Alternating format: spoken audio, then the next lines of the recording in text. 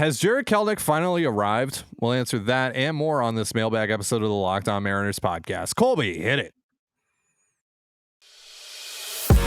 You are Locked On Mariners, your daily Seattle Mariners podcast. Part of the Locked On Podcast Network, your team every day. It is Sunday, April 9th, 2023. Happy Easter, everyone. This is Trident and Colby Patnode for the Locked On Mariners podcast, brought to you by Ultimate Baseball GM.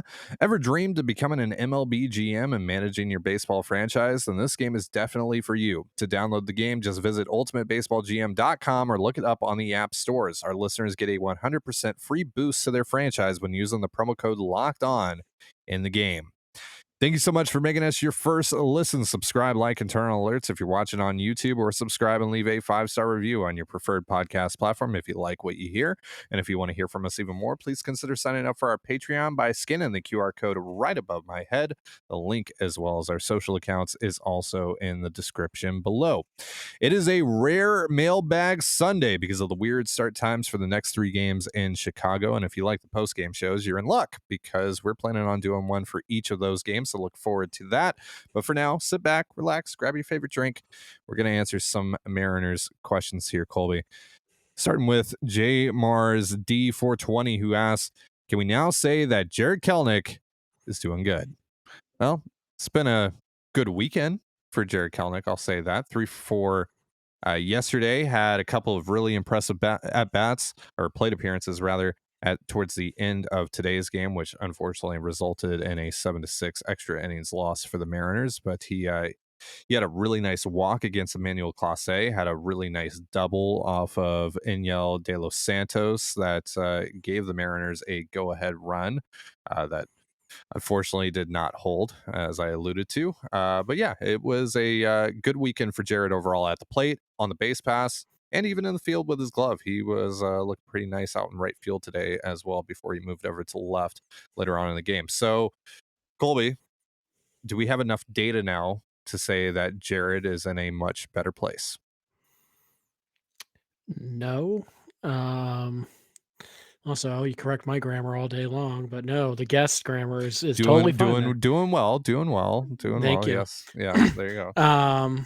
So here's the deal. He is doing well, and like we can say that, of course we can, because we see it with our eyes and we see the at-bats and we see the quality of at-bat. So yeah, he is doing well. Is it enough data for us to be like, yep, this is who he is now? No, absolutely not. He's only played in 8 games and they really won't let him face lefties still. So no, we can't say based on what we saw that he is going to have a good year. But what we can say is he is playing well right now because he's hitting the ball hard. He chased a few times today against Plesac, and that was noteworthy just because he hasn't done it pretty much all year. So he leads the team in hard hit rate. He had a couple more hard hit balls today, including obviously what should have been the game-winning double, but stuff happens. So yeah, we can certainly say that Kelenic is playing really well right now because he is. And is that encouraging? Yeah, absolutely it is. But is it enough data to sit here and say like, well, they got the Kelenic thing right, he's obviously good? No, we're still weeks, if not months away from being able to make that claim. But if you want to ride with it, I mean, I'm not going to stop you. Go for it. Yeah, I mean, if you want to be excited about what you're seeing out of Jarred Kelenic, absolutely. For I think me, you should be. Yeah, absolutely. I mean, this is ideal. I would much rather he do this and start the year struggling again, or just kind of being meh. Like, he's been one of the Mariners' better hitters, right? You talked about how he's leading the team right now in hard hit rate. It's incredibly impressive. I have been very impressed with his plate appearances over the last couple of days, especially that one against Clase. You're going up against one of the best relievers in all of baseball, and you find yourself in an early hole in that plate appearance, and you lay off a couple of breaking balls, some nice breaking balls outside of the zone as well. And you talked about how he was chasing earlier on in the game against Plesac, kind of fixed those issues towards the end of this game. That was really nice to see him make that kind of adjustment and to not get impatient in that at bat with Clase. And really, because the Mariners at that time, and obviously things did not go their way over the course of the end of that game, but they really needed an insurance run in the top of the ninth there. and he was able to get on base at a really crucial moment and keep that thing moving along, and they end up pushing that run across as Josh Bell commits that error throwing to second with Kelenic on the base pass, who definitely impacted Bell's line of sight there on that throw as well. So Kelenic just really making an impact everywhere, both at the plate, on the base pass, like I said, and in the field. So been really impressed with what he's been able to do so far. Hope he is able to continue this and ride the hot streak. And really, again, this is what I said last month when we were talking about his hot stretch in spring is, when things aren't going as well for him, how is he going to respond? That's going to be the really interesting thing for me. Because he got off to a fairly slow start, yes, but things have quickly turned around for him. But once he hits that first real slump, how is he going to respond to that? That's going to be really key for Jarred moving forward. All right, so let's move on here to Chels, who asks, after today's game, it's clear our bullpen is running thin. Do you think they will have to adjust the reliever strategy to have them pitch more than one inning? If not, what else can be done to ensure we aren't having to throw newly optioned players in high leverage situations? So we should mention this. First of all, Andres Munoz, we haven't had a chance to talk about this yet. Andres Munoz goes on the IL today, having a little bit of an issue with his shoulder when throwing off of the mound. So they're trying to get out ahead of that. They put him on the 15-day IL today. And they called up JB Bukauskas, who, of course, was not able to hold a 2-run lead in, what was it, the 12th inning? I think it was the 12th inning that Bukauskas came in. We also saw Justin Topa today, who on the flip side actually had a really nice day, but the bullpen is obviously a big topic of discussion coming out of today's game because frankly, it's the reason that the Mariners lost, or one of the biggest reasons that the Mariners lost today, because they were given, the unit as a whole was given 3 leads to hold there late in the game with a chance to win, and they blew all of them and ultimately lost this game. But good days for Trevor Gott, good day for Justin Topa, not so great day for a guy like Matt Brash or JB Bukauskas. So today was really just kind of a particular situation where you had Paul Sewald. They didn't want to go 3 days in a row with him. They ended up going 3 days in a row with Penn Murphy, which is a little interesting. But I think today was kind of special circumstances with regard to your question. Colby, do you have anything to add on this? No, I think one of the keys to mixing up the bullpen usage or whatever is for your starters to go deeper into games. Yeah. We saw, you saw the direct impact of Logan Gilbert only being able to go 4 innings on Friday. You saw that impact today on Sunday. You didn't see the impact yesterday. You saw it today on Sunday, and that does wear on your bullpen. The Mariners have had 1 day off in the first 10 games. That's not unusual, but typically teams will get 2 days off within their first 10 to 11 games. And we've had a few short outings. Kirby had a short outing. Marco only went 5 once. Obviously Gilbert had his short outing, and the Mariners have been ultra careful obviously Robbie Ray had his short outing. The Mariners have tried to be ultra careful with their arms, so they're not going to extend them. So no, I don't think you want to use guys for multiple innings this early unless you feel like you have to. So you have to play the long game here, and it might feel good if you force Sewald out there for a 3rd day. But what if he gets hurt because he's overused early in the season, and now you've lost Munoz and Sewald?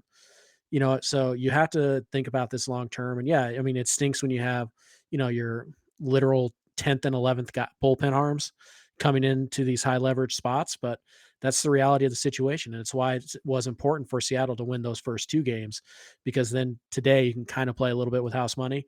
And by the way, even today, with the down bullpen, the Mariners handed the ball to one of their best relievers with a 2-run lead in the 9th. Yeah. That's the ball game, right? That should be the ball game. Yeah. Brash just didn't have it. Walked a guy. Slider was either an 80 grade or it was a 40 grade cement mixer. We can blame Teo all we want for the missed catch, and it's probably a play he should make, but it's by no means an easy play. And let's not ignore that Brash threw just a spinning junk ball in the middle of the plate to a really mediocre hitter. So despite all the bullpen issues today, Scott managed it well enough to hand the ball to his best available reliever in the ninth with a lead. And after that, once you fail to hold down that lead, you kind of deserve to lose because your bullpen is stretched out, and it's because you Yeah. had to use so many guys to cover those 5 innings from Logan. So no, I don't think that this is a big concern. I don't think you need to drastically change how you're using these guys. And I'll say this though, they have to find a way to not use Penn Murphy. Penn Murphy has appeared in 7 of the 10 games this year. Right. Like, that is drastic overuse. And thankfully today, I think you saw from Topa, I think you see a guy who can take kind of those middle innings type of roles that Murphy handled most of last year and so far this year. So no, I just think the starters need to go a little bit deeper. And so far, Kirby went 6 today, Marco went 5 and 2/3. And we're going to see these guys, their pitch count start to push 100 here. So I think it'll Yeah. take care of itself. But yeah, Scott is not willing to sacrifice tomorrow for today. He's just Yeah. not going to be that guy. Yeah, again, because you didn't have everyone available to you and you really didn't want to go to Murphy until you were basically forced to. Mhm. That's why guys like JB Bukowskis found their way into a high leverage situation. Like, that's not going to happen every night here over the course of Munoz's IL stint, unless more injuries, of course, continue to pile up here. But yeah, it's too early for these guys to get ramped up to a point of, throwing multiple innings. Like, you don't want to run the risk of landing more guys on the IL because you can't really afford Right. it at this point. Matt Festa hasn't panned out. He got optioned today, so that you're already down an arm there. And then Munoz obviously goes on the IL as well, and so you don't want to lose more of the guys that you went into the season with if you can avoid that. So just but again, like I said, just right now, I wouldn't overly fixate on how the bullpen was deployed today and think that's going to be how it's going to be deployed every single night. That's just not going to be the case because, like Colby said, you had a chance to end the game there right in the ninth with Matt Brash, and then we wouldn't have even talked about Justin Topa or JB Bukowskis or Penn Murphy today. So just is what it is. It's baseball. It happens. All right, so we got a few more questions to go over here in just a moment, but real quick, a reminder, this episode of Locked On Mariners is brought to you by Ultimate Baseball GM. Ever dreamed of becoming an MLB GM and managing your professional baseball franchise? Well, your dream can come true, and this game is definitely for you. It's late at night, folks. Manage every strategic aspect of your team, play through the season, and lead your team to glory. You're responsible for hiring the right coaches and staff, managing team finances, scouting and drafting players, managing difficult personalities, navigating your franchise through free agency and all the ups and downs of a season. All this in a challenging and realistic game world. Ultimate Baseball GM is completely free and playable offline. Play on the go as you want and when you want. It's basically the Jerry Dipoto simulator. So instead of saying Chills Dipoto did it again, you can now say Chills I did it again. That's right. Download it now, and Locked On Mariners listeners get a 100% free boost to their franchise when using the promo code Locked On in the game store. So make sure to check it out. To download the game, just visit probaseballgm.com, scan the code, or look it up on the app stores. That's probaseballgm.com. Ultimate Baseball GM. Start your dynasty today. And you're listening to the Locked On Mariners podcast, which is also brought to you by Rocket Money. Rocket Money is a personal finance app that finds and cancels your unwanted subscriptions, monitors your spending, and helps you lower your bills all in one place. Over 80% of people have subscriptions they forgot about, and chances are you're one of them. Like that Stars app, just to watch one show, or that free gaming trial you never actually used. Rocket Money will quickly and easily find your subscriptions for you, and for any you don't want to pay for anymore, just hit cancel and Rocket Money will cancel it for you. It's that easy. Rocket Money also helps you manage all your finances in one place and automatically categorize your expenses so you can easily track your budget in real time and also get alerted if anything looks off. Over 3 million people have used Rocket Money, saving the average person up to $720 a year. Stop throwing your money away, cancel unwanted subscriptions, and manage your expenses the easy way by going to rocketmoney.com/lockedonmlb. That's rocketmoney.com/lockedonmlb. rocketmoney.com/lockedonmlb. And you're listening to the Locked On Mariners podcast. and you're listening to the Locked On Mariners podcast. And you're listening to the Locked On Mariners podcast. Thank you so much for making us your first listen of Easter Sunday night. Let's before we get back into our questions here on this mailbag episode, let's get a status report on our fundraiser over at Feeding America. Colby, what do you got for me? Yeah, so we're still around 4,500, pushing 4,600 again. We're The over weekend was 46 now. taken. Okay, so the weekend was kind of taken off on the fundraiser, which again, we're totally cool with.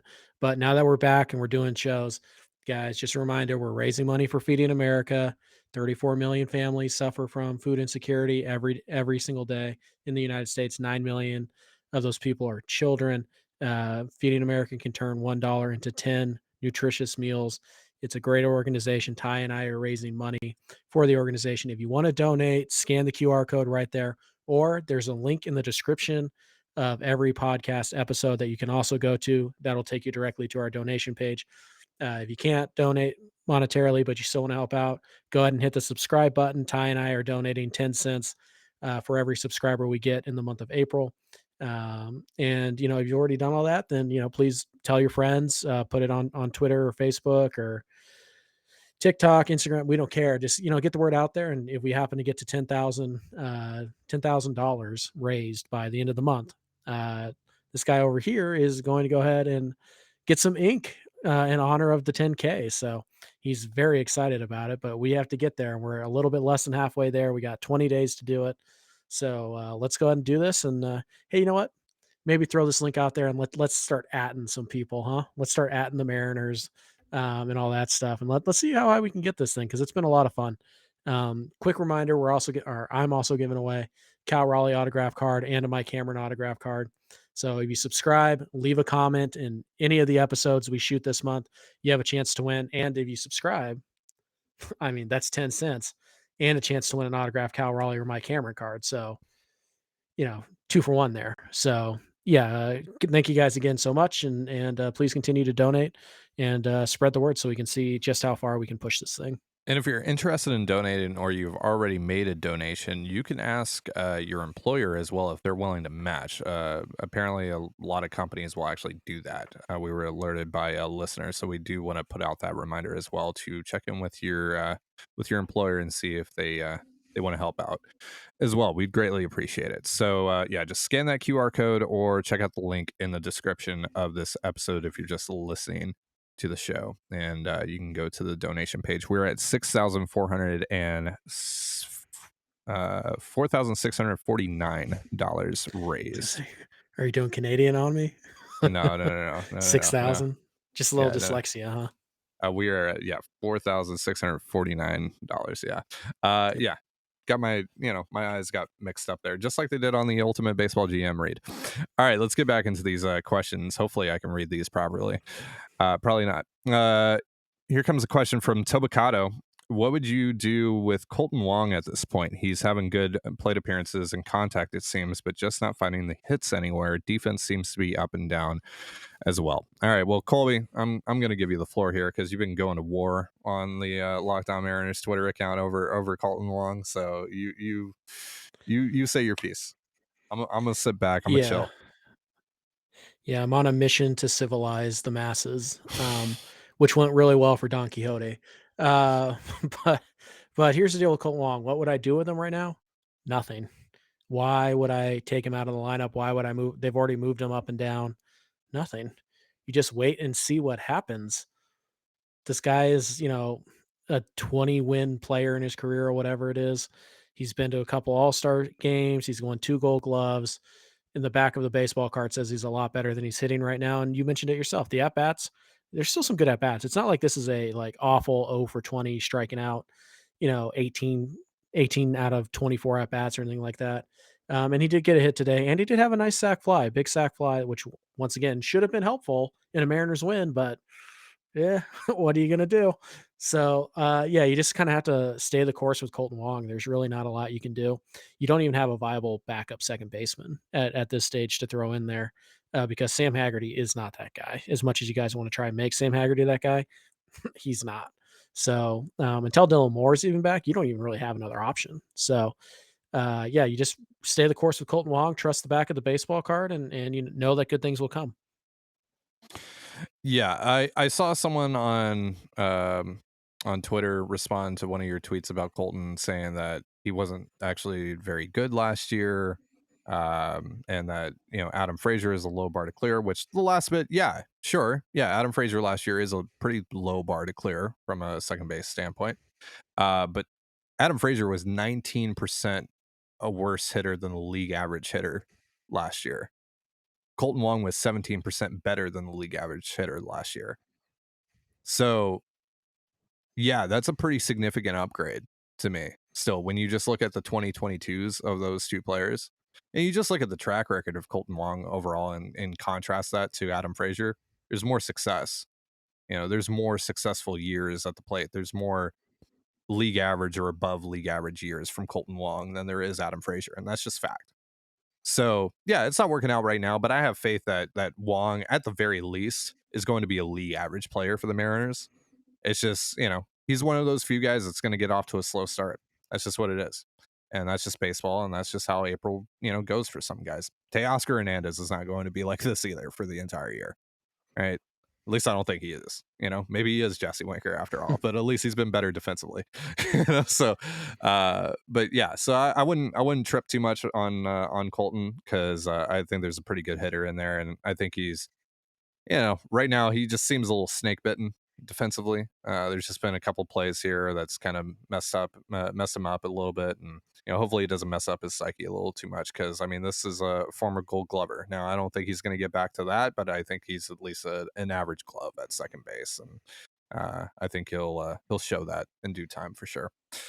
All right, so let's go on here to Daisy and the Dingo, who says, who asks rather, are there any adjustments from past usage or location that you've seen from Trevor Gott that may be contributing to his success, to his early success? There, I tried looking into this when I saw your question just a little bit. There isn't a lot really that signifies a significant change, at least that I've noticed. But it's so early that there isn't a ton of data, and Baseball Savant is where I went to try and find things like pitch usage to see if they're, if the Mariners are hammering home a certain pitch for him or anything like that. There really isn't anything like that. Right now, he's just making more guys swing and miss on the fastball. And that's really the only thing that I've noticed. But again, the data is so minimal that those things are going to be inflated anyway. So there isn't a lot for me that I can personally glean from the numbers that I've seen, but that's also after just a quick glance because I haven't really looked into it as much. Colby, is there anything that maybe I missed? No, we still don't have enough data to really look at anybody's adjustments that they've made. Even somebody like Jarred Kelenic. So we still need to collect more data, and we're not there yet. So with Gott, he's been really good. Like that's the good part. But there were probably stretches last year where Trevor Gott was really good as well. So it's just one of those things right now. There's not enough data to really draw any clear conclusion. The thing I like about Trevor Gott right now is that he's living on the corners. He is not in the middle of the plate at all. And so maybe that is something that the Mariners have found some way that he can work off the edges instead of being in the middle of the plate as much as maybe he was last year. Yeah, and that's really what it boils down to for now. But give it a couple weeks, and we'll probably have some data that better tells the story of what's going on with Trevor Gott. So it's just kind of a wait and see on that front. Really, with all the pitchers, really with every player on the Mariners in general. All right, we got a couple more questions to go over here in just a moment, but real quick, a reminder, this episode of Locked On Mariners is brought to you by So Rare.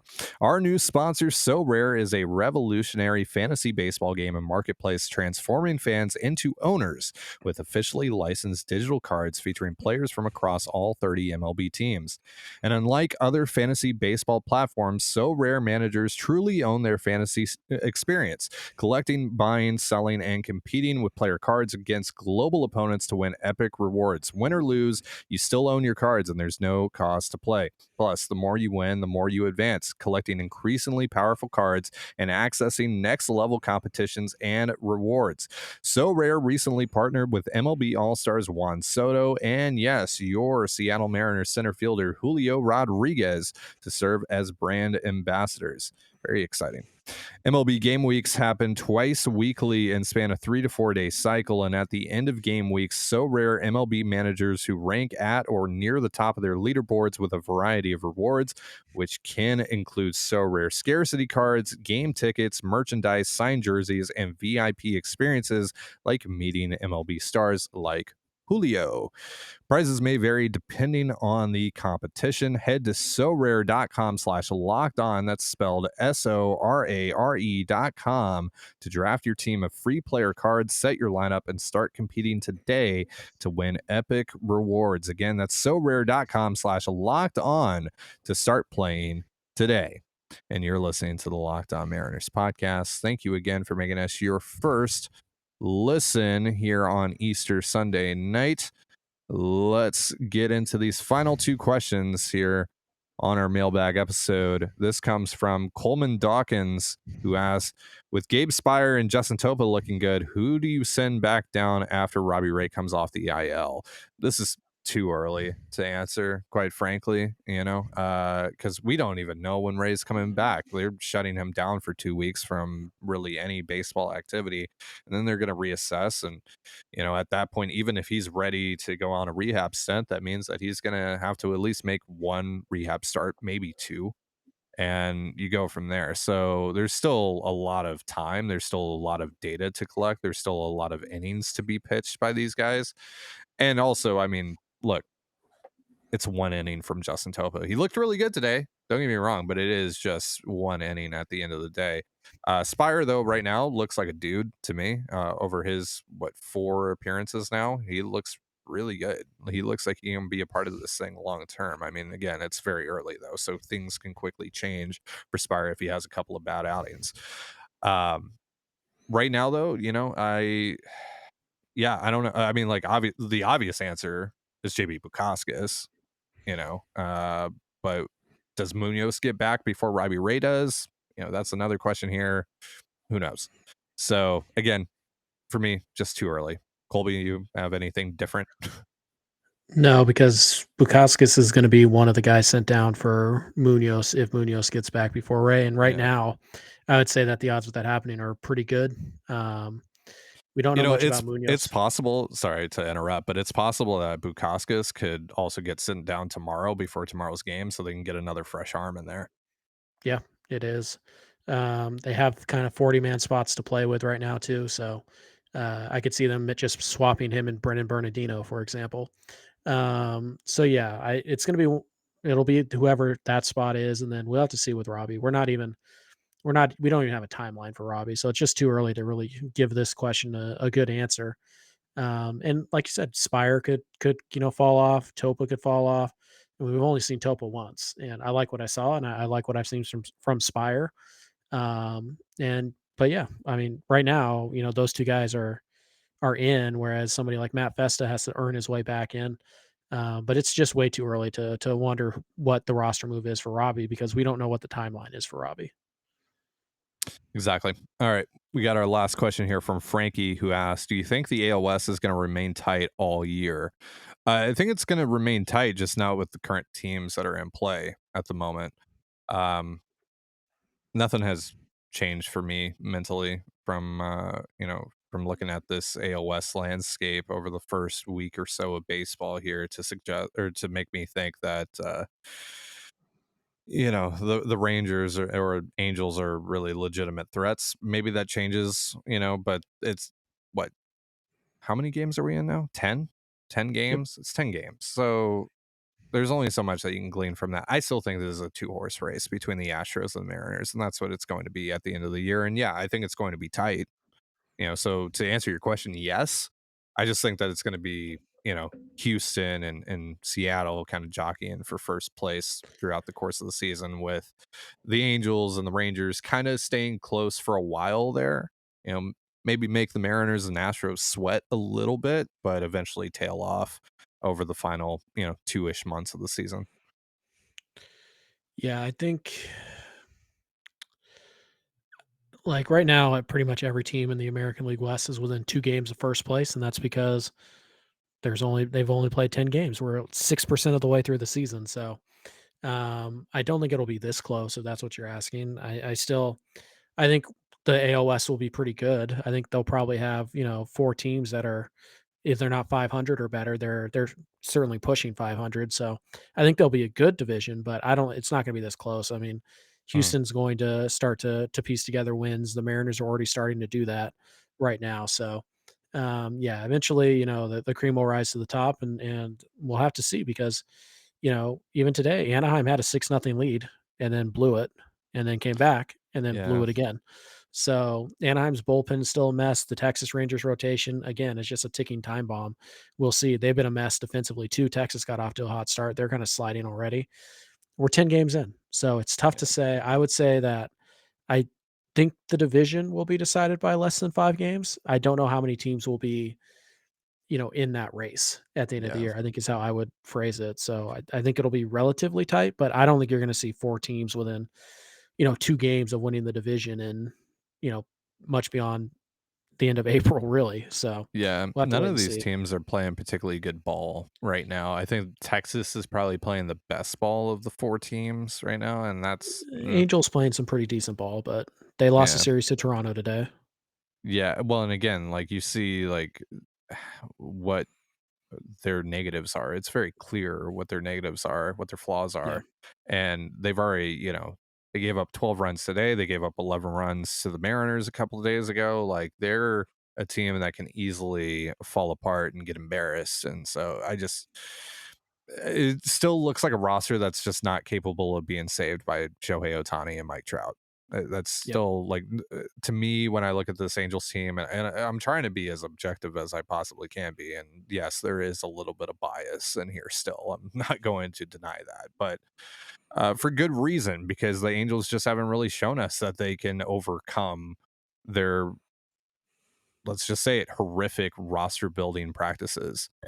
And once again, this roster just does not look like it complements their 2 superstars that very well. So I think they're going to eventually kind of fall back a bit. And the Rangers are still a year off for me. They certainly have talent, and a lot of that is because they've paid for that, and good on them for doing that. I look at that lineup, and it's like 4 deep, really. Like, there's some guys that have some potential, but and have kind of flashed here and there, like Josh Young, but I'm just not a believer in that lineup right now. That bullpen's still questionable to me. And like you said, there's we can injury concern, with every team, but there's more tangible evidence there in Texas that there should be, injury concerns with those guys in that rotation, with guys like Jacob deGrom and Nathan Eovaldi, because they have that history. Andrew Heaney, they have that history. So I don't know. My feelings on the division haven't really changed at all. It's still Astros Mariners to me, and then a pretty large gap between the next 2 teams, and then 50 feet of crap between those 2 teams and the A's. So yeah. All right. Any closing thoughts here, Colby, before we hop off for the day? We're going to be doing post game shows for the next 3 days, so we're probably not going to be able to talk about any sort of broader topics on this show. So anything you want to cover real quick? No, I mean, it's a good series win. Down in Cleveland. I know today left a bad taste in a lot of people's mouths, but those people should, go outside and touch some grass and breathe some fresh air because that's a good series win. And you had a shot to sweep them. It's a bummer that you couldn't get that done, but that happens, and I didn't feel too great about it once Brash gave up the game tying double because the bullpen is just it's toast and you kind of need Castillo to go deep tomorrow, so hopefully he can give you at least 6, maybe even 7 if he's feeling zesty and maybe you have a shot there to go in the series, and if you can do that 4-2 homes road trip and you get back home on Friday and you try to keep doing it again. So I thought, for the most part, they played a pretty good series against a good team, and just 1 or 2 mistakes today kind of did you in. Yeah, they're going to lighten their load here on the schedule a little bit. Chicago, got some talent. Honestly, Chicago is a fairly comparable team to Texas in terms of like the talent balance there. Hmm. Um, because I mean, they got guys like, Dansby Swanson and Marcus Stroman, and et cetera, but they're still kind of in this weird rebuild uh, area, I guess. So hopefully you can take a series from them, and then you got Colorado right after in Seattle. That's a team that you should be able to beat. Milwaukee's got talent, but they're a team that you should be able to beat. So some opportunities here for the Mariners to collect some wins. Hopefully they take advantage of it. All right, that's going to do it for our show. Thank you so much for joining us here on the Locked On Mariners podcast. For Colby Patnode, I'm Trident Gonzalez. Be sure to give us a follow on Twitter at LO_Mariners. You can follow me at Dane Gonzalez, that's DANEGNZLZ, and Colby at CPAT11, that's CPAT11.